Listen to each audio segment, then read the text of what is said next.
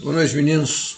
Vamos então dar sequência ao nossa matéria, legislação básica do trabalho.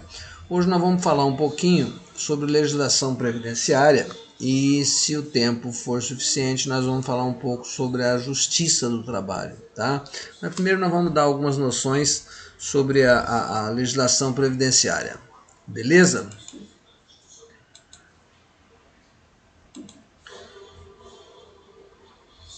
Veja só, é preciso que a gente conheça, assim, ainda que superficialmente, a legislação previdenciária, né? Por isso nós vamos falar sobre ela hoje, generalidades. Então, onde é que está esculpida a legislação básica previdenciária? Primeiro, na Constituição Federal. Vocês sabem, a gente já falou sobre isso. A Constituição Federal é a lei máxima do país, né? Aí nós temos duas leis específicas da Previdência, que é, na verdade não é da Previdência, da Seguridade Social. A Lei 8.212, que fala sobre a organização da Seguridade Social e do plano de custeio. E a Lei 8.213, que fala sobre o plano de benefícios. Claro que essas leis, ao longo do tempo, elas são de 91, mas elas foram sendo atualizadas ao longo do tempo, né? E depois nós temos um decreto de 99 que aprova o regulamento da Previdência Social. Então, fundamentalmente, a legislação básica de Previdência Social está esculpida aqui, beleza? O que diz a nossa Constituição Federal no título 8º, fala da ordem social no capítulo 1, artigo 193. Diz o seguinte: a ordem social tem como base o primado do trabalho e como objetivo o bem-estar e justiça sociais. A gente ouve muito nesse país falar sobre bem-estar e justiça social, embora nem sempre a gente tenha isso efetivamente. E diz lá o que é a seguridade social. Abrange três coisas: saúde, assistência e previdência. E aí tem uma coisa importante, ó. Os dois primeiros não têm caráter contributivo. O que significa isso? Que os dois primeiros as pessoas têm sem que precisem contribuir. Então, para você ter assistência de saúde, você não precisa ter que contribuir mensalmente. Você já tem, né, garantido isso. Para você ter assistência também, você tem garantido, não precisa ter caráter contributivo. Agora, a previdência, para você se aposentar, aí você tem que ter a necessária contribuição, tá? Então, a Seguridade Social engloba as três áreas: saúde, assistência e previdência, sendo que os dois primeiros, saúde e assistência, não tem caráter contributivo, ou seja, o camarada não precisa contribuir para que ele tenha esses benefícios, tá bom? Aí, o regime da Previdência Social abrange o regime geral da Previdência Social, que é o que nós, pobres mortais, estamos incluídos nele, e o regime próprio de Previdência Social dos servidores públicos e dos militares. Vocês sabem, e tem sido muito polêmica essa questão do tratamento diferenciado que o servidor público e militar tem em termos de regime geral de previdência, né? Eu particularmente acho que tem alguns exageros, que não poderia ser assim, mas a lei está aí, está posta, e enquanto ela estiver em vigor, nós temos que seguir e atender, tá certo? Então, o regime geral da Previdência, a Previdência Social abrange isso, o regime geral da Previdência Social, que é onde estão incluídos a maior parte dos brasileiros que recolhem a sua Previdência, e o regime próprio de Previdência Social dos servidores públicos e dos militares. Por que é o regime próprio? Porque eles são diferentes, né? No regime geral da Previdência Social, por exemplo, a sua aposentadoria máxima hoje o teto deve ser próximo de 6 mil. No regime próprio da Previdência Social dos servidores públicos, o cara aposenta com aquilo que ele está ganhando. Se ele está ganhando 20 mil, ele aposenta com 20 mil. Militar também tem isso, e tem uma outra coisa. Dependente de militar, se for dependente filha e não casar, ela recebe a pensão enquanto ela viver. Eu vi outro dia no jornal um caso de uma dependente de um militar que recebeu pensão, acho que até 102 anos. Tá na lei, não tem jeito de fazer diferente, certo? Em termos de previdência, nós temos alguns princípios constitucionais, né? É o princípio da universalidade de cobertura, ou seja, todos têm direito de receber benefício da Seguridade. Todos têm direito. Está lá, saúde e assistência é direito de todos. Esse é o princípio da universalidade. Quando a gente fala, não, tem a universalidade, é por isso, é porque todos têm direito. Tem um outro princípio, que é o princípio da uniformidade e equivalência dos benefícios e serviços às populações rurais e urbanas. Hoje não tem, é uniforme, os benefícios são uniformes, seja alguém que mora na zona urbana ou mora na zona rural, tem direitos iguais também nessa questão da universalidade. Inclusive hoje nós temos uma assistência médica específica de zona rural, né? Você tem PSF rural para atender as populações rurais, né? Tem um outro princípio que diz que é o seguinte, é o princípio da seletividade e distributividade na prestação de benefícios e serviços.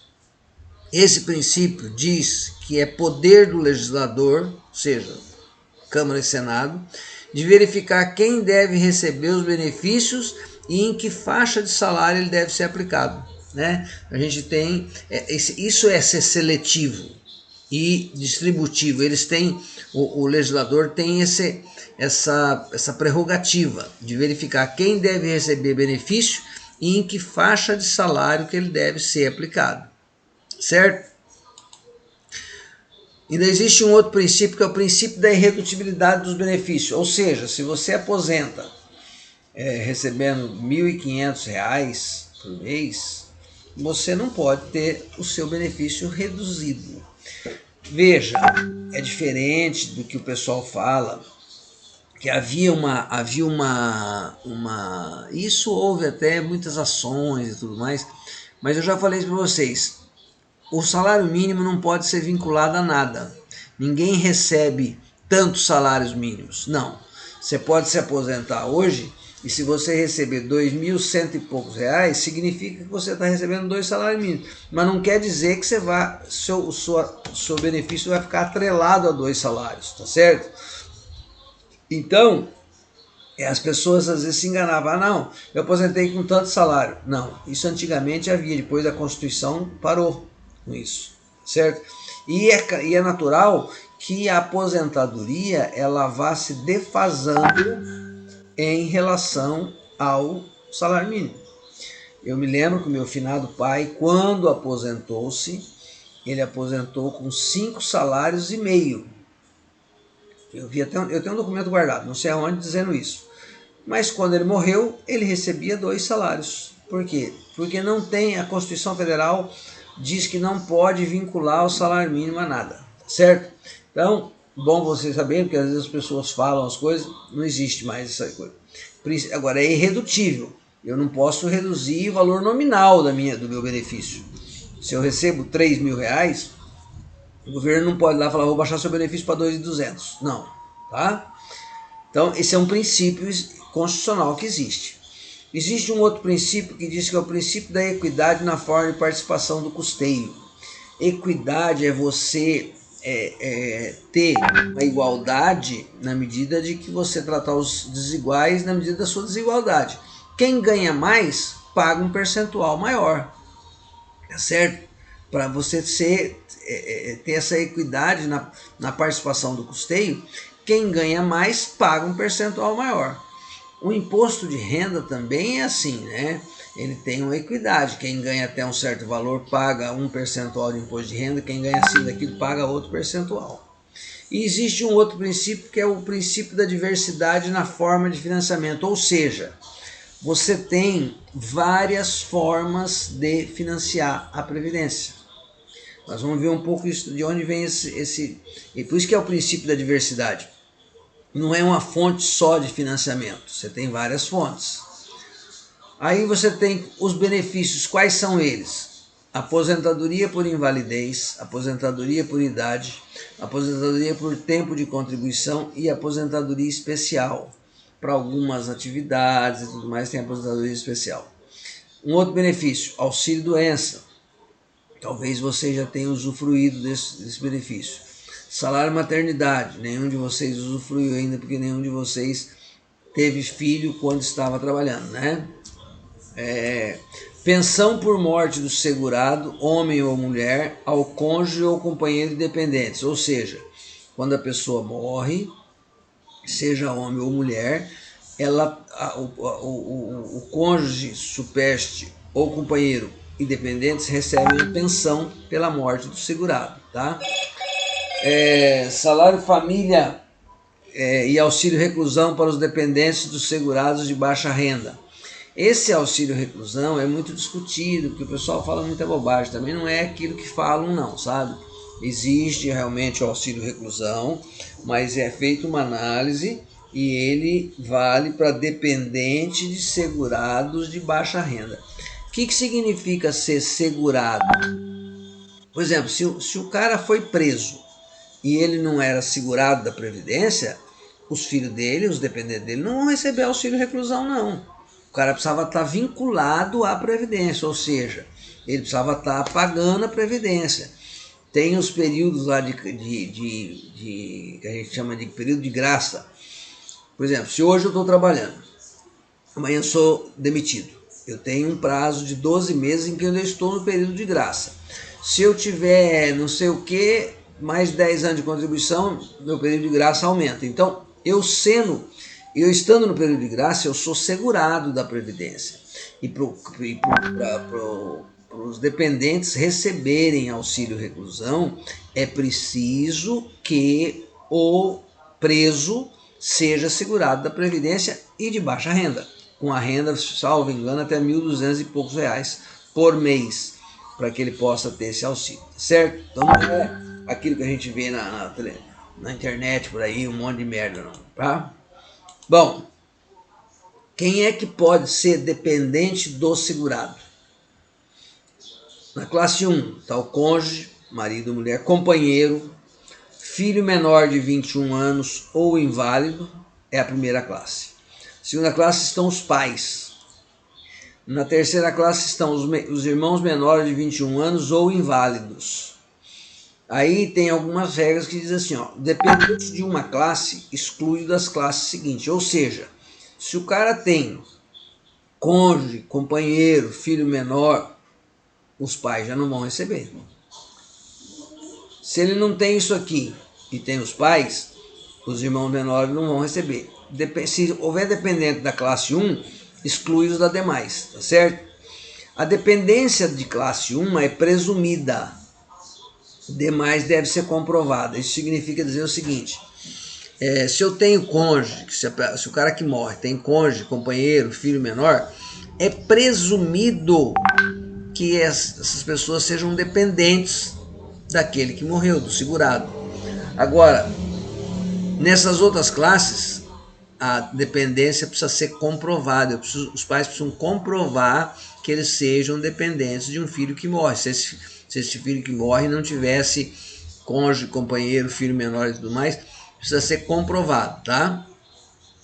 Independentes da mesma classe concorrem em igualdade de condições, ou seja, o cara morreu, aí ele tem a mulher ou companheira e tem filho menor de 21 anos. Eles concorrem em igualdade de condições, ou seja, metade da pensão vai para a mulher, metade vai para o filho menor. Quando não tiver mais o filho menor, por exemplo, se ele perder essa condição de dependente, aí vai integral para a mulher. Isso acontece muito. O cara morre, vai dividir a pensão. Quando os filhos atingem a maioridade, deixam de ser dependentes, aí o cônjuge fica com a pensão toda, tá? Então essas regras estão esculpidas na nossa lei aí da Previdência, tá? São dependentes todos esses aqui, classe 1, classe 2 e classe 3.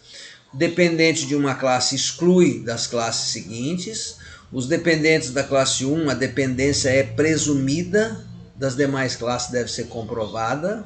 E dependentes da mesma classe concorrem em igualdade de condições, tá certo? Aí nós temos dois tipos de segurado. Nós temos o segurado obrigatório e o segurado facultativo. Quem é segurado obrigatório?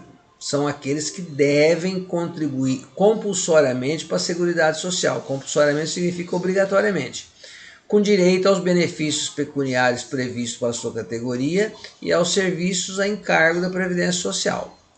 É pressuposto básico para alguém ter condição de segurado no regime geral da Previdência ser pessoa física, tá? Pessoa jurídica não é segurada, e exercer atividade laborativa remunerada e lícita. Ou seja, quem é que vai ser segurado obrigatório? Quem for a pessoa física, estiver trabalhando numa atividade que seja remunerada e ilícita, pois exercício de atividade com objeto ilícito não encontra amparo na ordem jurídica. Então, o cara é contrabandista. É uma atividade, ele é pessoa física? É. Ele está trabalhando como contrabandista? Tá. Mas é uma atividade lícita? Não. Então, ele não é segurado obrigatório da Previdência. Tá certo? Essas são as características do segurado obrigatório. E segurado facultativo? Os segurados facultativos são aqueles maiores de 16 anos que se filiam ao regime geral da Previdência Social, pagando contribuição, desde que não exerçam atividade remunerada que os enquadre como segurados obrigatórios ou de algum regime próprio da Previdência. Então, essas são aquelas pessoas que querem contribuir, mas que não exerçam uma atividade remunerada que os enquadre como segurado obrigatório. Vamos ver alguns exemplos. Ó. A dona de casa, ela pode contribuir como segurado facultativo. O síndico de condomínio, quando ele não é remunerado, o cara é síndico num condomínio, mas ele não é remunerado, ele pode contribuir. Estudante pode também contribuir como segurado facultativo. Brasileiro que acompanha cônjuge que presta serviço no exterior. A pessoa vai trabalhar no exterior, vai ficar 1 ano fora. Aí a mulher vai junto, ela pode recolher previdência como segurado facultativo.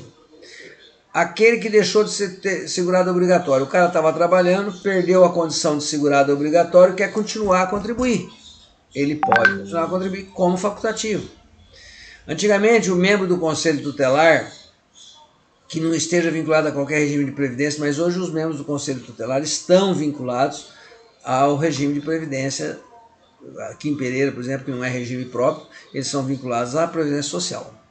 Bolsista e estagiário que prestam serviços à empresa de acordo com a Lei número tal de 1977. Bolsista e estagiário pode ser contribuinte facultativo também, vontade dele. Bolsista que se dedica a tempo integral de pesquisa, curso de especialização, pós-graduação, mestrado, doutorado no Brasil e no exterior, desde que não esteja vinculado a qualquer regime de previdência. Ou seja, o bolsista, quando o cara vai fazer mestrado, ele recebe uma bolsa. Ele pode ser segurado facultativo, ele vai lá e vai pagar, né? O presidiário que não exerce atividade remunerada nem esteja vinculado a qualquer regime de previdência social, ele pode passar a ser um contribuinte facultativo também. Brasileiro residente ou domiciliado no exterior, salvo se filiado a regime de previdenciário de país com o qual o Brasil mantém acordo internacional. Se o cara vai trabalhar no Japão, e eu não sei se o Brasil tem acordo internacional com o Japão na questão previdenciária, mas aí o cara pode fazer uma contribuição facultativa para a Previdência também, para garantir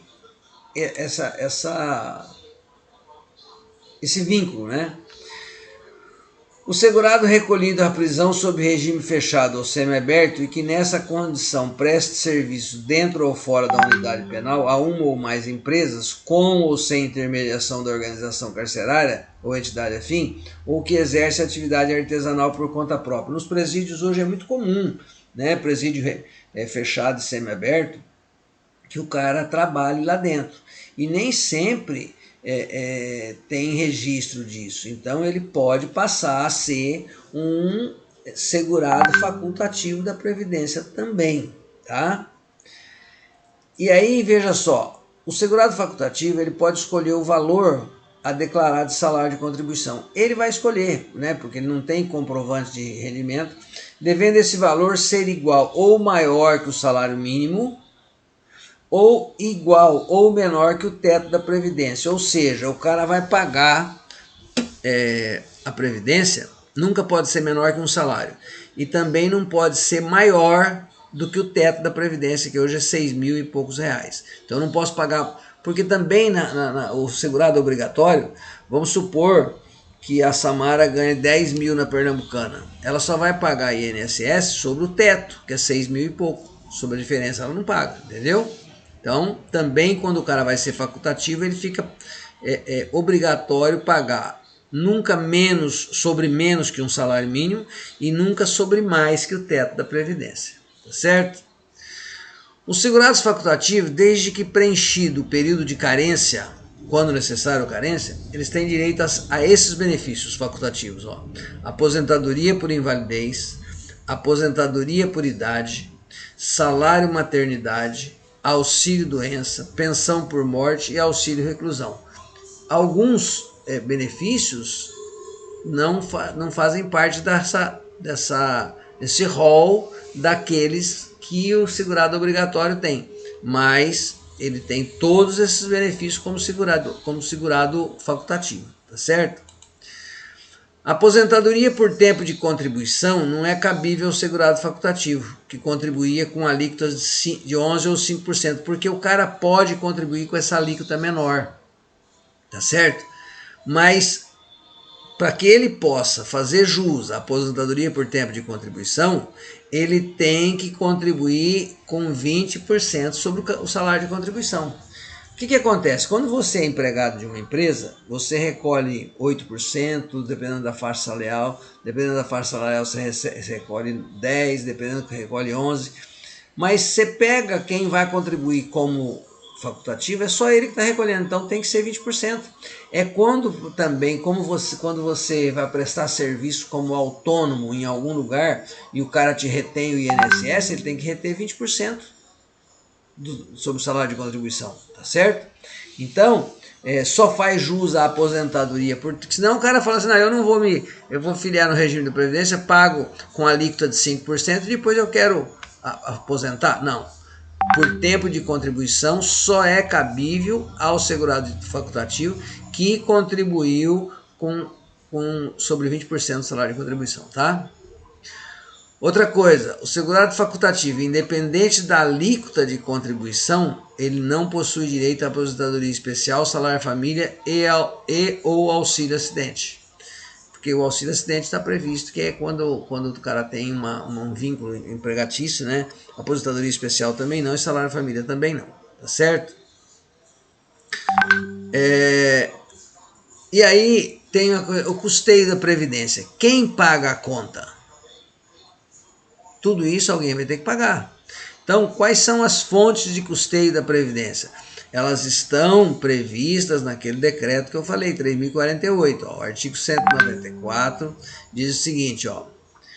A Seguridade Social é financiada por toda a sociedade, de forma direta e indireta, mediante recursos provenientes dos orçamentos da União, dos Estados, do Distrito Federal, dos municípios e de contribuições sociais. Quer dizer, todo mundo tem que contribuir para que nós tenhamos Seguridade Social. No âmbito federal, o orçamento da Seguridade Social é composto das receitas provenientes da União, das contribuições sociais e de outras fontes. E aí diz no parágrafo único o que constitui essas contribuições sociais. A contribuição das empresas, que é incidente sobre a remuneração paga devida ou creditada aos segurados e demais pessoas físicas ao seu serviço, mesmo sem vínculo empregatício. Então, sempre que a empresa tem responsabilidade de pagar alguém, ela tem responsabilidade de fazer a contribuição social incidente sobre essa remuneração que ela paga. Também os empregadores domésticos têm que pagar uma contribuição social que é incidente sobre o salário de contribuição dos empregados domésticos a seu serviço. Vocês sabem que hoje a profissão do empregado doméstico foi regulamentada por 2 leis, e hoje o empregado doméstico você recolhe uma guia que chama E-Social. E nessa guia de E-Social você está recolhendo contribuição social para a Previdência, você está recolhendo FGTS, você recolhe a opção de contribuições e é obrigatório pagar, tá certo? Bem, essas são algumas noções que eu queria que vocês tivessem sobre a legislação previdenciária, né? Que faz parte dessa legislação básica aqui que nós estamos discutindo, né? Como nós ainda estamos com tempo legal, vamos falar um pouco sobre justiça do trabalho. Quanto tempo nós falamos de aula? Será que dá tempo para hoje? Dá, né? Então vamos falar sobre justiça do trabalho. A justiça do trabalho, peraí, deixa eu só botar aqui para a cena 1. Também algumas generalidades sobre a justiça do trabalho. O que é a justiça do trabalho? A justiça do trabalho tem competência. Qual é a competência? A competência é o que ela faz. Está lá previsto no artigo 114 da Constituição. Ela resolve as ações da relação de trabalho, que envolve, além da relação de emprego propriamente, a relação de trabalho do autônomo, do trabalho temporário, do trabalho avulso, da prestação de serviço. Todas essas ações relativas ao trabalho são resolvidas, são de competência da Justiça do Trabalho. Também a Justiça do Trabalho, ela julga as ações do exercício do direito de greve. Nós falamos outro dia sobre o direito de greve, né? Também ela julga as ações sobre representação sindical, ou seja, quando você tem uma briga, uma polêmica de sindicato com trabalhadores ou sindicato com empregadores, quem é que vai julgar esse dissídio? Justiça do Trabalho. E tem uma outra coisa, a Justiça do Trabalho é quem tem competência para julgar as ações de indenização por dano moral ou patrimonial decorrentes da relação de trabalho. Ou seja, se alguém vai entrar com uma ação de dano moral ou patrimonial e essa ação foi decorrente da relação de trabalho, quem tem que julgar é a Justiça do Trabalho, tá certo? Também julga os mandados de segurança, habeas corpus e habeas data quando o ato questionado envolver matéria sujeita à sua jurisdição. Ou seja, são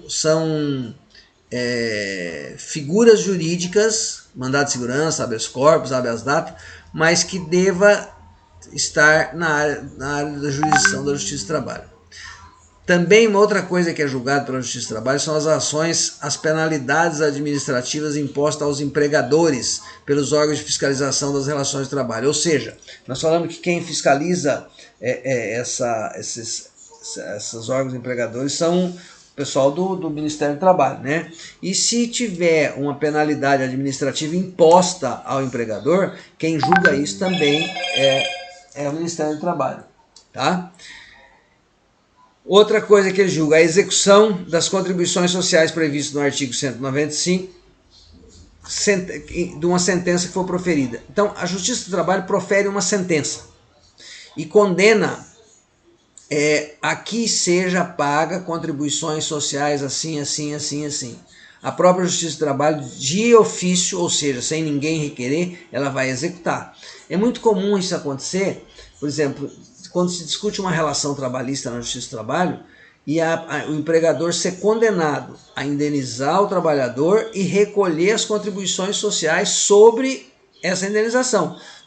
A própria Justiça do Trabalho passa a fazer a execução de ofício dessas contribuições, tá certo? Aí o que acontece? Quais são os órgãos que você tem que resolvem os problemas da Justiça do Trabalho? Você tem as varas do trabalho, que é o que tinha aqui. Aqui era uma vara itinerante que fechou e nós temos que resolver as coisas na vara de Andradina. É primeira instância. O início do processo é ali. Você vai lá e apresenta essa reclamação trabalhista na vara do trabalho. Lá é julgado. Um juiz de primeira instância vai julgar. Julgou. Se houver recurso, esse recurso tem que ser endereçado ao Tribunal Regional do Trabalho, TRT, que é segunda instância. Lá pode ter um julgamento que também caiba recurso. E se houver recurso, vai recorrer para o Tribunal Superior do Trabalho, que é o TST, que já é uma instância extraordinária. E ainda pode haver um recurso dessa instância extraordinária se houver alguma matéria de ordem constitucional. E aí o recurso é para o Superior Tribunal Federal. Supremo Tribunal Federal, está escrito errado aqui, não é Superior Tribunal Federal, Supremo Tribunal Federal, que também é uma instância extraordinária. Então, você pode ter a sua ação julgada em 4 instâncias, né? Primeira, via de regra, é julgada em primeira instância e às vezes recorre e vai para a segunda. A partir daí, normalmente não tem, mas pode ter também, tá certo? O processo do trabalho, ele foi um meio idealizado pelo qual o empregado ou o empregador se utiliza para satisfazer um prejuízo que eventualmente tenha tido na relação de trabalho. Houve um prejuízo, então foi um meio para que se satisfaça esse prejuízo, tá certo? E ele tem as seguintes características: ele tem uma finalidade social, que é equilibrar o equilíbrio entre as partes. Por quê? Porque, via de regra, quem tem maior poder é o empregador. Por isso que é assegurado, por exemplo, a isenção de depósito recursal quando o trabalhador estiver recorrendo de uma decisão de primeira instância. Se for a empresa, ela tem que recolher o depósito recursal. Outra coisa, eles valorizam muito a oralidade para valorizar a conciliação. Então, sempre que você entra com uma reclamação trabalhista, o juiz marca uma audiência de conciliação, onde é valorizada essa oralidade, as pessoas falarem, independente de você apresentar documento escrito ou não, mas valoriza a oralidade para fazer a conciliação, tá?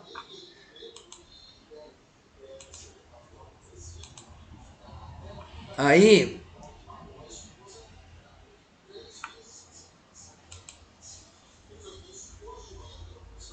outra questão, outra característica do processo de trabalho é a celeridade. O que é celeridade?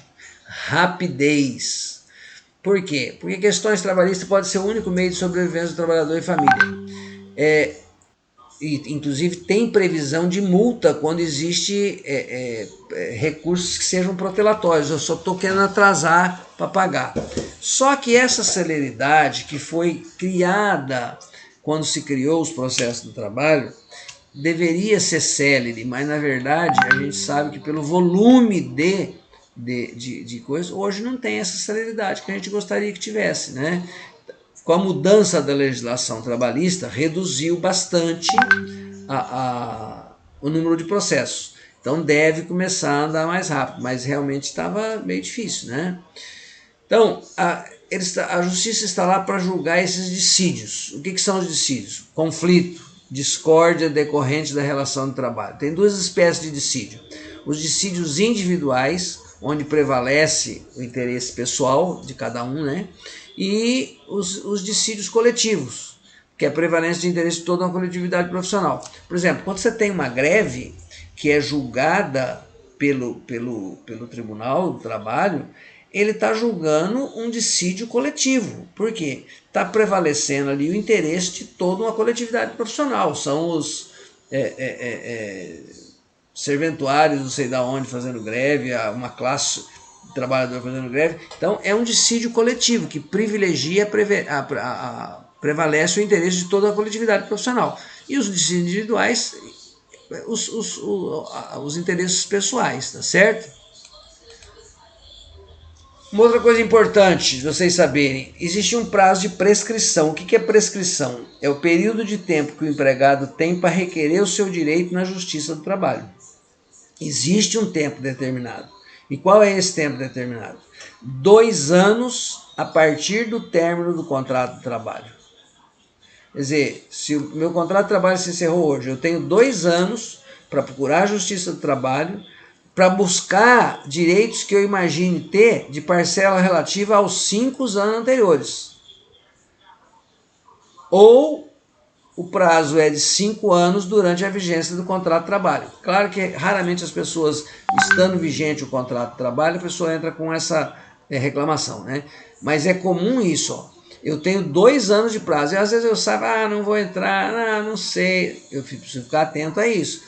Porque se eu passar desses 2 anos, eu perdi, está prescrito o meu direito. Se eu entrar até 2 anos, eu posso atingir as parcelas relativas aos últimos 5 anos. Claro que se eu deixar para entrar no final do 2º ano, eu só vou atingir 3 anos lá atrás, né? Porque 2 anos eu já não estava trabalhando. Então, é preciso ficar atento a isso também, para que o seu direito não esteja prescrito, né? Eu estou trabalhando com prazos. Esses prazos são prazos processuais que tem que valer, tá certo? Então, minha gente, isso foi para vocês terem algumas noções aí sobre a questão da legislação previdenciária e da justiça do trabalho, como é que ela funciona. Tá bom? Bem, ficamos por aqui por hoje e depois a gente volta a conversar. Beleza? Um grande abraço a todos, fiquem com Deus.